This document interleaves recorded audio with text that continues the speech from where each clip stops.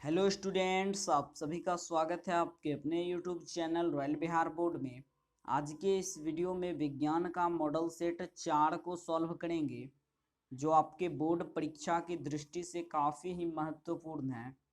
अभी तक आप लोग विज्ञान का मॉडल सेट 1, विज्ञान का मॉडल सेट 2 और विज्ञान का मॉडल सेट 3 का वीडियो नहीं देखे हैं तो जाकर देख लीजिए, डिस्क्रिप्शन में लिंक दे दिया गया है। समझ गए? और ये मॉडल सेट आपके लिए काफ़ी ही महत्वपूर्ण है, चूँकि आप लोग अभी तक एक साल में जितना भी पढ़ाई किए हैं उसका निचोड़ इस मॉडल सेट में है। समझ गए? तो मॉडल सेट को आप लोग सॉल्व कीजिए।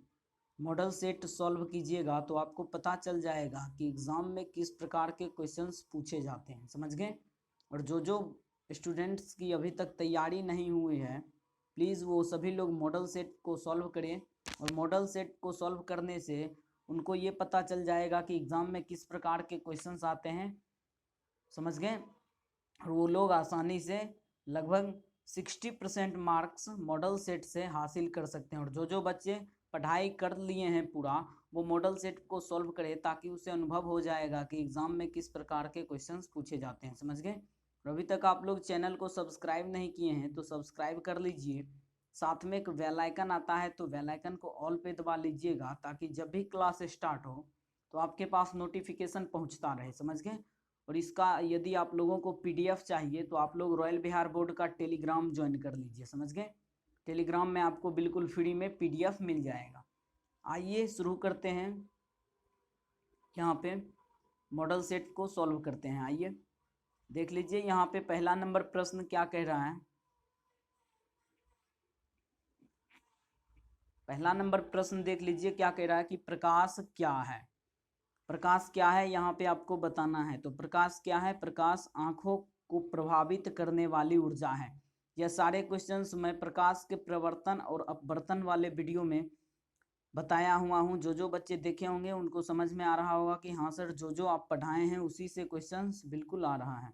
देख लीजिए, पहला नंबर प्रश्न है कि प्रकाश क्या है। तो प्रकाश आंखों को प्रभावित करने वाली ऊर्जा है। समझ गए? ऑप्शन नंबर बी इसका राइट आंसर हो जाएगा। चलते हैं अगले प्रश्न की ओर। अगला प्रश्न देख लीजिए क्या कह रहा है कि अवतल दर्पण के प्रकरण में किसी वास्तविक और उल्टे प्रतिबिंब के लिए आवर्धन कैसा होता है। वास्तविक और उल्टा प्रतिबिंब, वास्तविक और उल्टा प्रतिबिंब के लिए आवर्धन कैसा होगा? तो आवर्धन ऋणात्मक होगा। समझ गए? अगला प्रश्न देख लीजिए क्या कह रहा है। 3 नंबर प्रश्न है कि प्रकाश तरंगे होती है। मॉडल सेट का मतलब होता है कि रिवीजन, जितना अभी तक आप लोग पढ़ चुके हैं उसका रिवीजन। तो आप लोग रिवीजन कीजिए, आपको एग्ज़ाम में किस प्रकार के क्वेश्चंस आते हैं वो सारे समझ में आ जाएंगे। और ये सारे क्वेश्चंस मैं आपको चैप्टर वाइज करके पढ़ाया हूँ। जो बच्चे देखे होंगे उनको समझ में आ रहा होगा कि हाँ सर, जो आप पढ़ाए हैं उसी से बिल्कुल मॉडल सेट का क्वेश्चंस आ रहा है। और ये बिहार बोर्ड के द्वारा जारी किया गया मॉडल पेपर है। समझ गए? उसी को मैं मॉडिफाई करके यहाँ पे आपको पीडीएफ के रूप में बता रहा हूँ। देख लीजिए, प्रकाश तरंगे कैसी होती है। तो विद्युत चुंबकीय तरंग होती है। समझ गए? प्रकाश तरंगे कैसी होती है, एग्जाम में आपको क्वेश्चंस आएगा कि आप लोग विद्युत चुंबकीय तरंग ऑप्शन आंसर कर दीजिएगा। समझ गए? अगला प्रश्न देख लीजिए क्या कह रहा है। अगला प्रश्न है 4 नंबर प्रश्न कि हवा में टंगी वस्तु को पानी के अंदर से पानी के सतह के लंबवत देखने पर वस्तु का प्रतिबिंब वस्तु से क्या होता है। तो वस्तु का प्रतिबिंब वस्तु से अधिक दूर दिखता है। समझ गए? ऑप्शन नंबर ए इसका राइट आंसर हो जाएगा। अगला प्रश्न देख लीजिए 5 नंबर प्रश्न क्या कह रहा है। काफी महत्वपूर्ण प्रश्न है, वीवीआई प्रश्न। प्रतिबिंब की ऊंचाई और वस्तु की ऊंचाई के अनुपात को क्या कहते हैं। आपको बताना है कि प्रतिबिंब की ऊंचाई और वस्तु की ऊंचाई के अनुपात को क्या कहते हैं। तो आवर्धन कहते हैं। समझ गए? ऑप्शन नंबर ए इसका राइट आंसर हो जाएगा। अगला प्रश्न देख लीजिए क्या कह रहा है। 6 नंबर प्रश्न, 6 नंबर प्रश्न है कि अल्कोहल का अपवर्तनांक होता है। अपवर्तनांक से रिलेटेड भी 1-2 नंबर के क्वेश्चंस पूछे जाते हैं, तो आप लोग इसको याद कर लीजिएगा। समझ गए? और टोटल अपवर्तनांक बुक में लिखा हुआ है, और आप रॉयल बिहार बोर्ड सर्च कीजिएगा तो आपको हमारे इस चैनल पे भी आपको मिल जाएगा। समझ गए? अल्कोहल का अपवर्तनांक कितना होता है। तो 1.36 होता है। समझ गए? किसी भी चीज़ का अपवर्तनांक, जैसे हीरा का अपवर्तनांक, तो हीरा का अपवर्तनांक 2.42 होता है। इसी प्रकार से एल्कोहल का अपवर्तनांक, पानी का अपवर्तनांक, सारे का अपवर्तनांक आप लोग याद कर लीजिएगा। इससे क्वेश्चंस 1-2 नंबर के पूछे जाते हैं, समझ गए। चलते हैं अगले प्रश्न की ओर। और एसआई से रिलेटेड भी क्वेश्चंस पूछे जाते हैं, एसआई यूनिट से, तो वो मैं पिछला आप लोग वीडियो देख लीजिए, इसका मॉडल सेट 1, 2 और 3 का आपको समझ में आ जाएगा सारा कुछ। देख लीजिए ये प्रश्न क्या कह रहा है कि नेत्र लेंस में समायोजन की क्रिया होती है तो सिलियरी पेशियों द्वारा होती है, समझ गए। अगला प्रश्न देख लीजिए 8 नंबर प्रश्न क्या कह रहा है, निकट दृष्टि दोष उत्पन्न होने के क्या कारण हैं। आपको यहाँ पे बताना है कि निकट दृष्टि दोष क्यों उत्पन्न होते हैं। तो निकट दृष्टि दोष क्यों उत्पन्न होते हैं, तो अभिनेत्र लेंस की वक्रता बढ़ने के कारण। निकट दृष्टि दोष क्यों उत्पन्न होते हैं, तो अभिनेत्र लेंस की वक्रता बढ़ने के कारण, समझ गए। ऑप्शन नंबर ए इसका राइट आंसर हो जाएगा। देख लीजिए अगला प्रश्न क्या कह रहा है, 9 नंबर प्रश्न है कि आयु में वृद्धि होने पर मानव नेत्र में समंजन क्षमता घट जाती है, यह दोष कहलाता है। आयु में वृद्धि होने से बूढ़े आदमी को आप लोग देखे होंगे तो उसमें कौन सा दोष होता है, उसका समंजन क्षमता आंख का घट जाता है बूढ़े व्यक्ति में, क्योंकि उसका आयु जो है अत्यधिक हो गया है, अब उसका आँख ऊख सब जो है खराब होने लगता है, समंजन क्षमता घट जाती है। तो यह दोष क्या कहलाता है, तो यह दोष जरा दृष्टि दोष कहलाती है, समझ गए। ऑप्शन नंबर डी इसका राइट आंसर हो जाएगा। अगला प्रश्न देख लीजिए क्या कह रहा है, 10 नंबर प्रश्न। 10 नंबर प्रश्न है कि दोष रहित नेत्र 25 सेंटीमीटर और अनंत के बीच रखी वस्तु को आसानी से देख पाता है, इसके बीच की दूरी को क्या कहते हैं। जो दोष रहित नेत्र होता है, मतलब जो स्वच्छ नेत्र होता है, बढ़िया, जिसमें बीमारी नहीं होती है, उसमें 25 सेंटीमीटर और अनंत के बीच रखी वस्तु को आसानी से देख पाता है, तो इसके बीच की दूरी को क्या कहते हैं। तो ऑप्शन नंबर ए इसका राइट आंसर हो जाएगा। इसके बीच की दूरी को दृष्टि परिसर कहते हैं, समझ गए। अगला प्रश्न देख लीजिए 11 नंबर प्रश्न क्या कह रहा है कि मृत्यु के पश्चात कितने घंटे के अंदर नेत्र निकाल लेना चाहिए। तो 4 से 6 घंटे के अंदर नेत्र निकाल लेना चाहिए, समझ गए। चूंकि मृत्यु के बाद भी आंख जो होती है, आंख स्वच्छ रहती है 4 से 6 घंटे तक, समझ गए। इसके भीतर आप लोग आंख निकाल लीजिएगा तो वह आंख जो है किसी दूसरे व्यक्ति के काम में आ जाएगा, समझ गए। ये सारे प्रश्न काफ़ी महत्वपूर्ण है, मोस्ट वीवीआई क्वेश्चन है ये सभी, आप लोग याद कर लीजिए सभी प्रश्न को, एग्जाम में आपको एक भी प्रश्न नहीं छूटेगा, समझ गए। देख लीजिए 12 नंबर प्रश्न। 12 नंबर प्रश्न है कि प्रिज्म से होकर गुजरने वाली श्वेत प्रकाश को एक पर्दे पर लिया जाए, जो रंगों के बैंड को क्या कहते हैं। तो प्रिज्म से होकर गुजरने वाली श्वेत प्रकाश को एक पर्दे पर जब लिया जाता है, तो जब वो रंगों का बैंड के रूप में जब बनता है तो उसको क्या कहते हैं, तो उसको स्पेक्ट्रम कहते हैं, समझ गए। ऑप्शन नंबर ए इसका राइट आंसर हो जाएगा। अगला प्रश्न देख लीजिए 13 नंबर प्रश्न, स्थिर विद्युत में आवेश। स्थिर विद्युत में आवेश क्या होता है, आपको यहाँ पे बताना है। ऑप्शन नंबर ए विरामावस्था में, बी नंबर ऑप्शन है गति अवस्था में, दोनों अवस्था में, और डी ऑप्शन है किसी भी अवस्था में। स्थिर विद्युत में आवेश कैसा रहता है, आपको स्थिर विद्युत में आवेश कैसा रहता है बताना है, तो ऑप्शन नंबर ए इसका राइट आंसर हो जाएगा। स्थिर विद्युत में आवेश कैसा रहता है, तो विरामावस्था में रहता है, समझ गए। अगला प्रश्न देख लीजिए क्या कह रहा है 14 नंबर प्रश्न। 14 नंबर प्रश्न है 1 किलोवाट घंटा का व्यवहारिक मात्रक है। काफ़ी ही महत्वपूर्ण ये सभी प्रश्न हैं, आप लोग सभी प्रश्न को हल्के में नहीं लीजिएगा, क्योंकि एग्जाम में यही सब प्रश्न एक एक नंबर से आपको पीछे छोड़ जाता है, समझ गए। काफ़ी ही महत्वपूर्ण प्रश्न ये सभी हैं, तो आप लोग इन सभी प्रश्न को याद कर लीजिएगा, समझ गए। मोस्ट वीवीआई क्वेश्चन है, मैं बार बार कह रहा हूँ, मोस्ट वीवीआई ऑब्जेक्टिव क्वेश्चन है, समझ गए। देख लीजिए ये प्रश्न क्या कह रहा है, किलोवाट घंटा का व्यवहारिक मात्रक क्या है। तो किलोवाट घंटा का व्यवहारिक मात्रक यूनिट है, समझ गए। 1 किलोवाट घंटा का व्यवहारिक मात्रक 1 यूनिट, समझ गए, 1 यूनिट। मोस्ट वीवीआई क्वेश्चन से देख लीजिए अगला प्रश्न क्या कह रहा है। अगला प्रश्न है बिजली के फ्यूज का तार बना होता है। तो बिजली के फ्यूज का तार किससे बना होता है, तो तांबे और टीन दोनों का, समझ गए। देख लीजिए अगला प्रश्न क्या कह रहा है। अगला प्रश्न है 16 नंबर प्रश्न कि जिन पदार्थों से विद्युत प्रवाह आसानी से नहीं होती उसे क्या कहते हैं। तो उसे विद्युत रोधी कहते हैं, विद्युत रोधी या कुचालक। जिस पदार्थ से विद्युत प्रवाह नहीं कर सकती उसको क्या कहेंगे, विद्युत रोधी या अचालक कहेंगे, समझ गए, कुचालक। जैसे रबर, लकड़ी इत्यादि, कपड़ा, ये सब हो गया विद्युत रोधी, समझ गए। मोस्ट ऑब्जेक्टिव क्वेश्चन हैं सभी, आप लोग याद कर लीजिएगा। देख लीजिए 17 नंबर प्रश्न क्या कह रहा है कि इलेक्ट्रॉन पर आवेश होता है। सारे प्रश्न काफी महत्वपूर्ण है। इलेक्ट्रॉन पर कितना आवेश होता है तो 1.6 इंटू 10⁻19 कूलम्ब होता है। समझ गए, एक इलेक्ट्रॉन पर आवेश इतना होता है। अगला प्रश्न देख लीजिए कि क्या प्रोटॉन आवेश प्रक्रम में भाग लेता है, तो इसका राइट आंसर हो जाएगा नहीं, प्रोटॉन आवेशन प्रक्रम में भाग नहीं लेता है। आवेशन प्रक्रम में भाग कौन लेता है, तो आवेशन प्रक्रम में भाग इलेक्ट्रॉन लेता है। समझ गए, इलेक्ट्रॉन आवेशन प्रक्रम में भाग लेता है, प्रोटॉन नहीं लेता है। ऑप्शन नंबर ए इसका राइट आंसर हो जाएगा। चलते हैं अगले प्रश्न की ओर। अगला प्रश्न देख लीजिए 19 नंबर प्रश्न कि किसी चालक तार से विद्युत धारा प्रवाहित करने पर तार के ऊपर तथा नीचे कैसा चुंबकीय क्षेत्र पैदा होते हैं, तो विपरीत प्रकार के चुंबकीय क्षेत्र पैदा होते हैं। समझ गए, किसी चालक तार से विद्युत धारा जब प्रवाहित कीजिएगा तो प्रवाहित करने पर तार के ऊपर तथा नीचे कैसा चुंबकीय क्षेत्र पैदा होता है, तो विपरीत प्रकार का। ऑप्शन नंबर 20 का राइट आंसर हो जाएगा।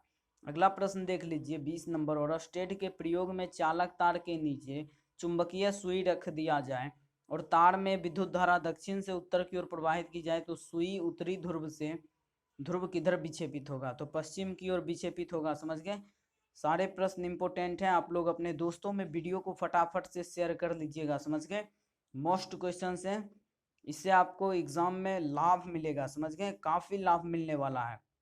और आप लोग एग्जाम जब दे के आइएगा साइंस का, विज्ञान का, तो आप लोग कमेंट कीजिएगा कि सर कैसा पेपर गया आज। आपका पेपर काफ़ी मस्त तरीके से जाएगा। यही सब क्वेश्चन जो मैं पढ़ा रहा हूँ, यही सब क्वेश्चन आएगा एग्जाम में।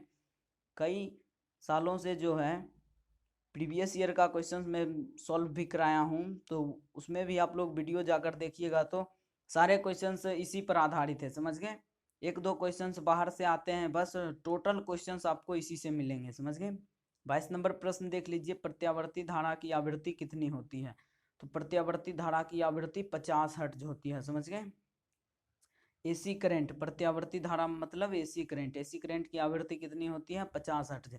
और ये डीसी करंट की आवृत्ति आपसे यदि पूछे तो डीसी करंट की आवृत्ति 0 हर्ट्ज होती है। समझ गए, 0 हर्ट्ज डीसी करंट की आवृत्ति। समझ गए, एसी आपसे यदि पूछे दिष्ट धारा की आवृत्ति कितनी होती है, यहाँ पे प्रत्यावर्ती धारा की पूछी है तो 50 हर्ट्ज इसका आंसर हो जाएगा। यदि दिष्ट धारा की आवृत्ति आपसे पूछती तो आप 0 हर्ट्ज मारते। समझ गए, इसमें के सारे बच्चे, काफ़ी सारे बच्चे इस क्वेश्चन में कंफ्यूज होते हैं दिष्ट धारा और प्रत्यावर्ती धारा में, तो मैं आपको बता दिया हूँ, आप लोग कंफ्यूज नहीं होइएगा। समझ गए, 23 नंबर प्रश्न देख लीजिए क्या कह रहा है कि फैराडे ने बहुत से क्रांतिकारी खोज की जिसमें ऑप्शन नंबर ए है विद्युत चुंबकीय प्रेरण है, ऑप्शन नंबर बी है विद्युत अपघटन के नियम है, ऑप्शन नंबर सी है ए बी दोनों, सी है इनमें से कोई नहीं। तो इसका राइट आंसर हो जाएगा ऑप्शन नंबर सी, ए और बी दोनों। समझ गए, विद्युत चुंबकीय प्रेरण का भी, विद्युत अपघटन के नियम के भी फैराडे ने खोज की है। समझ गए, 24 नंबर प्रश्न देख लीजिए क्या कह रहा है, किसी धारावाही परिनालिका के भीतर सभी बिंदुओं पर चुंबकीय क्षेत्र, किसी धारावाही परिनालिका के भीतर सभी बिंदुओं पर चुंबकीय क्षेत्र क्या होता है, तो समान होता है। ऑप्शन नंबर ए इसका राइट आंसर हो जाएगा। अगला प्रश्न देख लीजिए क्या कह रहा है कि पृथ्वी को निम्न स्रोतों से सूर्य द्वारा कौन सी प्रमुख ऊर्जा उपलब्ध है। आपको बताना है पृथ्वी को सूर्य के द्वारा कौन सी प्रमुख ऊर्जा उपलब्ध है, तो ऑप्शन नंबर ए है प्रकाश ऊर्जा, बी है उष्मा ऊर्जा, सी है ए बी दोनों। तो यहाँ पे प्रकाश ऊर्जा उष्मा ऊर्जा दोनों उपलब्ध है, तो ऑप्शन नंबर सी इसका राइट आंसर हो जाएगा। समझ गए, चलते हैं अगले प्रश्न की ओर। अगला प्रश्न देख लीजिए, जीवाश्म ईंधन है। 27 नंबर प्रश्न है कि जीवाश्म ईंधन क्या है, तो इसका right answer D number option हो जाएगा। कोयला भी, प्राकृतिक गैस भी और पेट्रोलियम भी, सभी जीवाश्म ईंधन है। समझ गए, ऑप्शन नंबर डी इसका राइट आंसर हो जाएगा। 27 नंबर प्रश्न देख लीजिए, काफी महत्वपूर्ण है कि सीएनजी का पूरा नाम क्या होता है। सीएनजी का पूरा नाम इंग्लिश में लिखा रहे तो compressed natural gas, compressed natural gas, compressed natural gas यदि इंग्लिश में आपको लिखा रहता तो कंप्रेस्ड नेचुरल गैस, और हिंदी में यहाँ पे इसका क्या होगा, संपीड़ित प्राकृतिक गैस। समझ गए, सीएनजी का पूरा नाम क्या है, कंप्रेस्ड नेचुरल गैस, कंप्रेस्ड का मतलब संपीड़ित प्राकृतिक गैस। ऑप्शन नंबर 20 का राइट आंसर हो जाएगा। समझ गए, चलते हैं अगले प्रश्न की ओर। अगला प्रश्न देख लीजिए क्या कह रहा है, 28 नंबर प्रश्न कि प्राकृतिक गैस का दहन किस प्रकार का रासायनिक अभिक्रिया है। तो किस प्रकार का रासायनिक अभिक्रिया है? तो ऊष्माक्षेपी अभिक्रिया है। ऊष्माक्षेपी अभिक्रिया का मतलब ऊष्मा का उत्सर्जन। समझ गए आप लोग? रासायनिक अभिक्रिया समीकरण का वीडियो देख लीजिए, बायरॉयल बिहार बोर्ड सर्च करके आपको वहां से पता चल जाएगा। ये प्रश्न देख लीजिए, क्या कह रहा था कि प्राकृतिक गैस का दहन किस प्रकार का रासायनिक अभिक्रिया है? तो ऊष्माक्षेपी अभिक्रिया है। समझ गए? ऑप्शन नंबर सी इसका राइट आंसर हो जाएगा। अगला प्रश्न देख लीजिए, क्या कह रहा है अगला प्रश्न 29 नंबर। NaOH मतलब सोडियम हाइड्रोक्साइड और HCl हाइड्रोक्लोरिक अम्ल की अभिक्रिया से NaCl और H2O बनते हैं। यह कौन सी अभिक्रिया है? तो यह कौन सी अभिक्रिया है? उदासीनीकरण अभिक्रिया है। NaOH क्षार है और HCl अम्ल है। जब अम्ल और क्षार आपस में अभिक्रिया करते हैं तो लवण और जल बनता है। NaCl एक लवण है, नमक, और H2O जल है। तो अम्ल और क्षार जब अभिक्रिया करता है तो लवण और जल बनता है। इस अभिक्रिया को क्या कहते हैं? तो उदासीनीकरण अभिक्रिया कहते हैं। काफी ही महत्वपूर्ण ये प्रश्न है। सारे प्रश्न मोस्ट भी आए हैं। समझ गए? आप लोग इसको याद कर लीजिएगा, और याद करने के बाद आपको एग्जाम में सिर्फ इसी से क्वेश्चंस रहेंगे। समझ गए? एक भी प्रश्न बाहर से नहीं आएगा। आप लोग नोट कर लीजिए, जितना मॉडल सेट मैं बताया हूँ उसी के अंदर सारा प्रश्न आ जाता है। समझ गए? और टोटल 80 क्वेश्चन एग्जाम में दिए जाते हैं, और उसमें से सिर्फ आपको 40 का ही उत्तर देना रहता है। समझ गए? तो आप लोग ऐसे में आपको काफी लाभ मिलने वाला है एग्जाम में मॉडल सेट को सॉल्व करके। समझ गए? देख लीजिए ये प्रश्न क्या कह रहा है। CuO+H2, यहाँ पे ऊष्मा दिया जा रहा है। Cu+H2O, इस अभिक्रिया में किसका अपचयन होता है? तो किसका अपचयन होता है? तो Cu का अपचयन होता है। समझ गए? 31 नंबर प्रश्न देख लीजिए। रासायनिक अभिक्रिया CuO+H2O, CuH2O में H2 का क्या होता है?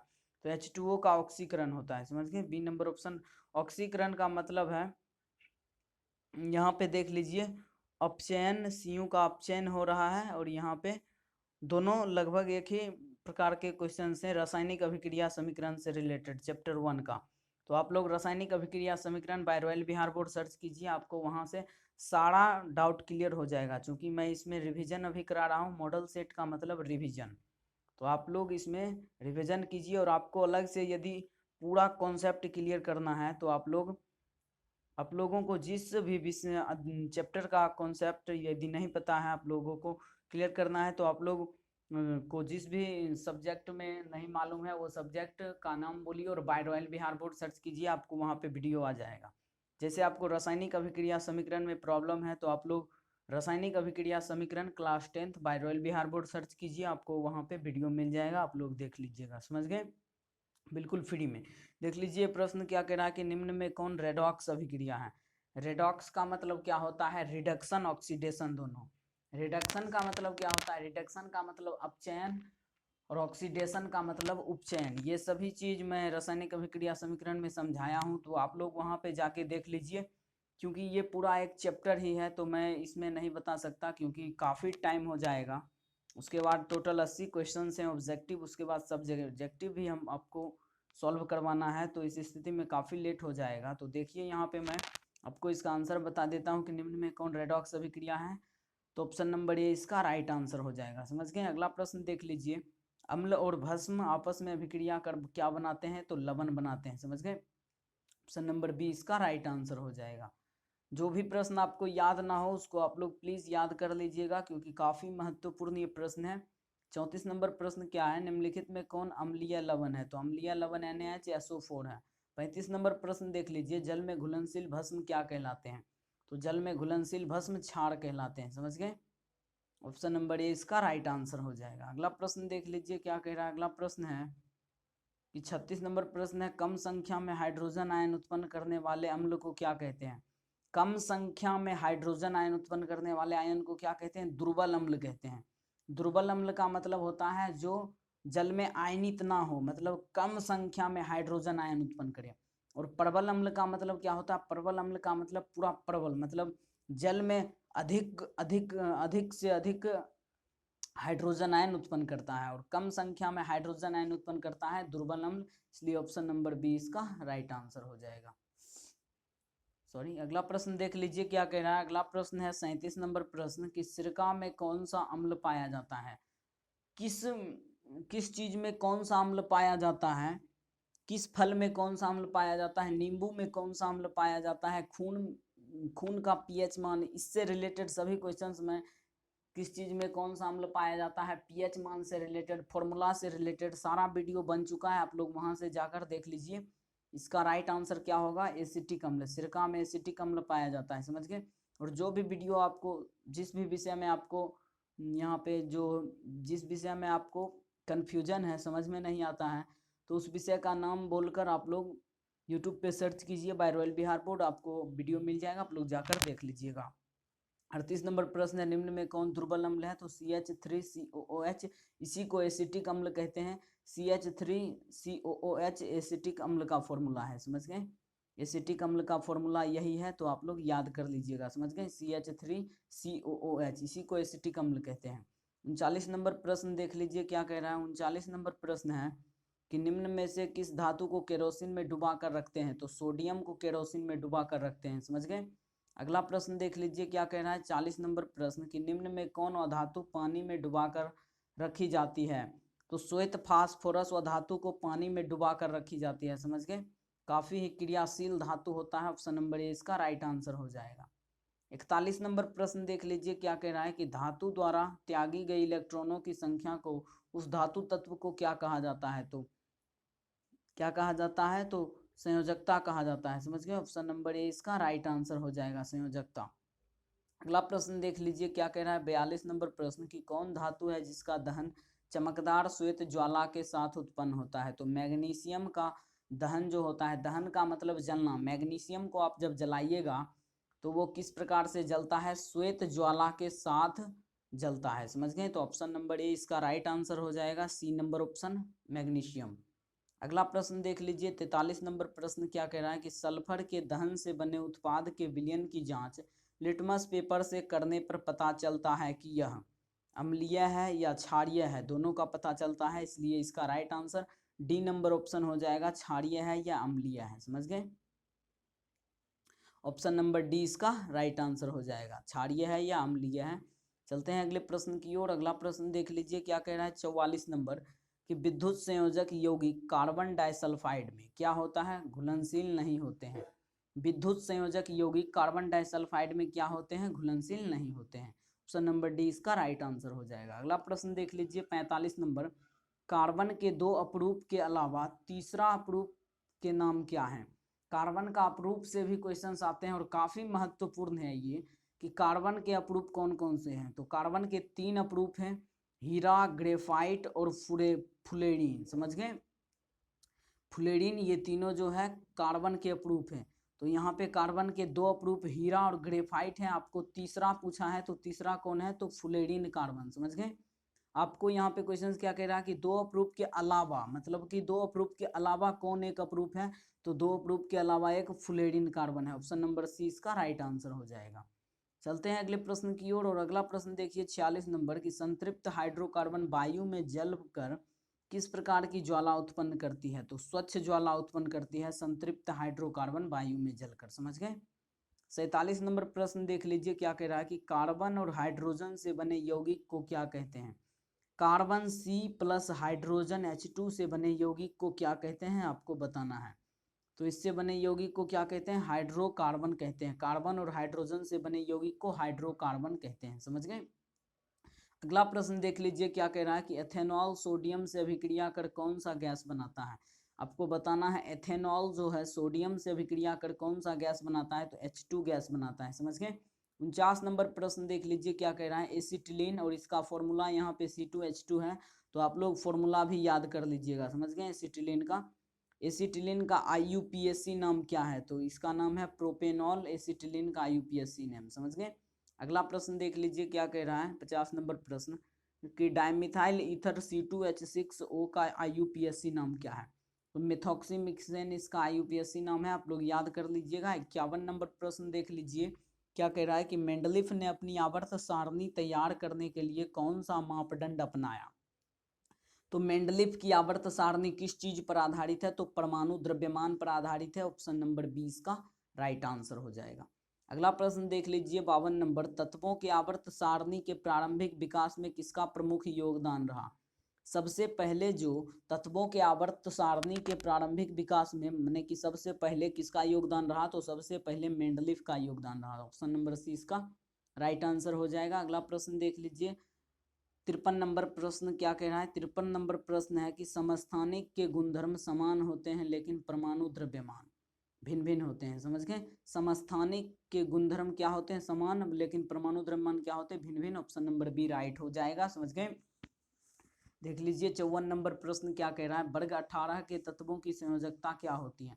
तो वर्ग 18 के तत्वों को क्या कहते हैं, तो वर्ग 18 के तत्वों को कहते हैं जीरो ग्रुप, अक्रिय गैस कहते हैं, निष्क्रिय गैस कहते हैं। तो उसका संयोजकता जीरो होता है। समझ गए, वर्ग 18 के तत्व। और वर्ग 18 में 7 तत्व हैं जो कि अक्रिय गैस है, उसका कोई माने कि वो किसी भी चीज से रिएक्शन, किसी भी एलिमेंट से रिएक्शन नहीं करता है, उसका संयोजकता शून्य है। और उन 7 अक्रिय गैस का नाम मैं बताया हूँ पिछले वीडियो में, सेट मॉडल विज्ञान का मॉडल सेट 3 वाले वीडियो में मैं बताया हूँ। समझ गए, तो आप लोग विज्ञान का मॉडल सेट 3 और विज्ञान का मॉडल सेट 2 और पहला मॉडल सेट नहीं देखे हैं तो जाकर देख लीजिए, काफ़ी इंपॉर्टेंट प्रश्न है उसमें, और ये भी काफ़ी महत्वपूर्ण प्रश्न है। यदि आप लोग 5 मॉडल सेट है टोटल विज्ञान का, टोटल यदि आप लोग बिहार बोर्ड के द्वारा जारी किया गया ये 5 मॉडल सेट आप लोग पढ़ लेते हैं तो आपको एग्जाम में काफ़ी लाभ मिलने वाला है। समझ गए, इसका right answer option number C हो जाएगा। चलते हैं अगले प्रश्न की ओर। अगला प्रश्न देख लीजिए 55 नंबर क्या कह रहा है कि चिपको आंदोलन किस स्थान पर आरंभ हुआ था। तो गढ़वाल के रैनली गांव में स्टार्ट हुआ था चिपको आंदोलन। समझ गए। 56 नंबर प्रश्न है कि निम्नांकित किस जीव में परिसंचरण तंत्र नहीं होता है। तो हाइड्रा में परिसंचरण तंत्र नहीं होता है। समझ गए, हाइड्रा में क्या नहीं होता है, तो परिसंचरण तंत्र नहीं होता। 57 नंबर प्रश्न है रेजिन एवं गोंद कहाँ संचित रहता है। तो पुराने जाइलम में रेजिन एवं गोंद संचरित रहता है। समझ गए। अगला प्रश्न देख लीजिए 58 नंबर प्रश्न है कि आगम में सामान्यतः वयस्क के लिए वयस्क का श्वसन दर प्रति मिनट कितना होता है। आगम में सामान्यतः वयस्क मनुष्य का श्वसन दर प्रति मिनट 15 से 18 होता है। समझ गए। देख लीजिए अगला प्रश्न क्या कह रहा है कि निम्नलिखित में कौन सा घटक हमारे शरीर के लिए आवश्यक है। तो इनमें से सभी हमारे शरीर के लिए आवश्यक है, विटामिन भी, पोषक तत्व भी और खनिज भी, ये सभी आवश्यक है हमारे शरीर के लिए। समझ गए। 60 नंबर प्रश्न है कोशिका में युग्मकों के संलयन की परिणति कहलाती है। तो जायगोट कहलाती है। कोशिका में युग्मकों के संलयन की परिणति क्या कहलाती है, जायगोट कहलाती है। समझ गए। अगला प्रश्न देख लीजिए क्या कह रहा है। अगला प्रश्न है कि ग्लूकोज में कार्बन के कितने अणु होते हैं। तो कार्बन के 6 अणु होते हैं। ग्लूकोज का फॉर्मूला होता है C6H12O6। तो C मतलब कार्बन होता है, तो कार्बन के 6 अणु होते हैं ग्लूकोज में। समझ गए। C6 मतलब कार्बन 6, हाइड्रोजन के कितने अणु होते हैं, तो 12, ऑक्सीजन के 6। आपसे यहाँ पे कोई भी पूछ सकता है, यहाँ पे पूछा है कार्बन के कितने अणु, तो कार्बन के यहाँ पे C6 तो 6 अणु। आपसे हाइड्रोजन के अणु भी पूछ सकते हैं और ऑक्सीजन के भी, इसलिए मैं आपको फॉर्मूला दिखाकर तीनों कॉन्सेप्ट क्लियर कर दिया हूँ। यदि पूछता हाइड्रोजन के कितने अणु होते हैं तो 12 अणु होते हैं और ऑक्सीजन के तो 6 अणु होते हैं। समझ गए। ऑप्शन नंबर डी इसका राइट आंसर हो जाएगा। अगला प्रश्न देख लीजिए क्या कह रहा है कि निम्न विकल्पों में कौन श्वसन तंत्र की वायरस से होने वाली बीमारी है। तो वायरस से होने वाली बीमारी क्या है, तो इन्फ्लुएंजा है। समझ गए, वायरस से होने वाली बीमारी क्या है, इन्फ्लुएंजा है। अगला प्रश्न देख लीजिए क्या कह रहा है, श्वसन के अंतिम उत्पाद कौन है। श्वसन के अंतिम उत्पाद कार्बन डाइऑक्साइड, जल और ऊर्जा है। समझ गए। देख लीजिए अगला प्रश्न क्या कह रहा है कि निम्नलिखित में पादप अपशिष्ट कहाँ संचित रहता है। तो आपको यहाँ पे बताना है कि पादप अपशिष्ट कहाँ संचित रहता है। तो इन सभी में संचित रहता है पादप अपशिष्ट। समझ गए। पत्तियों में भी, छाल में भी और कोशिकीय रिक्तिकाओं में भी निम्नलिखित में पादप अपशिष्ट संचित रहता है इन सभी में। समझ गए। अगला प्रश्न देख लीजिए क्या कह रहा है 65 नंबर प्रश्न कि निम्न विकल्पों में कौन यूरिकोटेलिक नहीं है। तो अमीबा यूरिकोटेलिक नहीं है। समझ गए। अगला प्रश्न देख लीजिए क्या कह रहा है। अगला प्रश्न है डेंगू उत्पन्न करने वाला मच्छर किस तरह के जल में रहता है। तो डेंगू उत्पन्न करने वाला मच्छर जो है वो साफ जल में रहता है। समझ गए।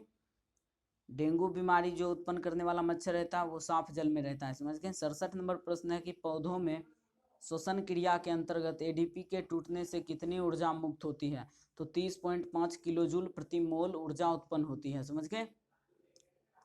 अगला प्रश्न देख लीजिए क्या कह रहा है कि प्रकृति में ऑक्सीजन का संतुलन कैसे बना रहता है। प्रकृति में ऑक्सीजन का संतुलन कैसे बना रहता है? तो प्रकाश संश्लेषण के द्वारा बना रहता है। समझ गए? ऑप्शन नंबर 20 का राइट हो जाएगा। चलते हैं अगले प्रश्न की ओर। अगला प्रश्न देख लीजिए। 69 नंबर प्रश्न कह रहा है मानव हृदय का औसत प्रकुंचन दाब है लगभग, तो 90 mmHg दाब है, 90 mm पारा। 70 नंबर प्रश्न देख लीजिए क्या कह रहा है। मनुष्य में श्वेत रक्त कोशिकाओं की जीवन अवधि कितनी होती है? मनुष्य में श्वेत रक्त कणिकाओं की जीवन अवधि कितनी होती है? तो 12 से 20 दिन होती है। समझ गए? श्वेत रक्त कणिकाओं की जीवन अवधि। 71 नंबर प्रश्न है इष्ट में ऑक्सीजन की अनुपस्थिति में पाइरुवेट से क्या बनता है? तो इथेनॉल और कार्बन डाइऑक्साइड बनता है। ऑप्शन नंबर सी इसका राइट हो जाएगा।